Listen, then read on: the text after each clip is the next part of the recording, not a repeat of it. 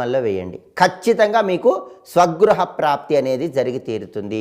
ఇల్లు కట్టుకోవటం కానీ కొనుక్కోవటం కానీ తప్పకుండా చేస్తారు. అంతటి శక్తి ఈ వ్రతానికి ఉంది. కాబట్టి ఇలా వరుసగా 7 శనివారాలు 7 శనివారాల వ్రతం ఆచరించండి. అయితే ఇక్కడ ఇంకో ప్రత్యేకత కూడా ఉంది. 7 శనివారాలు వ్రతం చేసిన తర్వాత 8వ శనివారం కూడా చేయాలి. దానికి కారణం ఏంటంటే స్వామివారి వడ్డీ కాసులవాడు. ఆయనకి అసలు కంటే వడ్డీ ఎక్కువ ఇష్టం. అందుకే 7 శనివారాలు పూజ చేసి మళ్ళీ 8వ శనివారం వడ్డీ కింద స్వామివారికి మళ్ళీ పూజ చేయాలి. ఆ 8వ శనివారం పూజ చేసేటప్పుడు స్వామికి 8 కొబ్బరి చిప్పల నైవేద్యం సమర్పించటం, 8 అరటి పండ్లు నైవేద్యం సమర్పించటం, ఇలా 8 అంకె ఉండేలాగా చూసుకోండి. అప్పుడు స్వామివారి విశేషమైన అనుగ్రహం వల్ల అన్ని సమస్యల నుంచి సులభంగా బయటపడతారు. ఈ వ్రతం చేసుకోండి. కలియుగ ప్రత్యక్ష దైవమైన వెంకటేశ్వరుడి అనుగ్రహం వల్ల అన్ని రకాల సమస్యల నుంచి బయటపడండి. సర్వే జనాః సుఖినో భవంతు. స్వస్తి.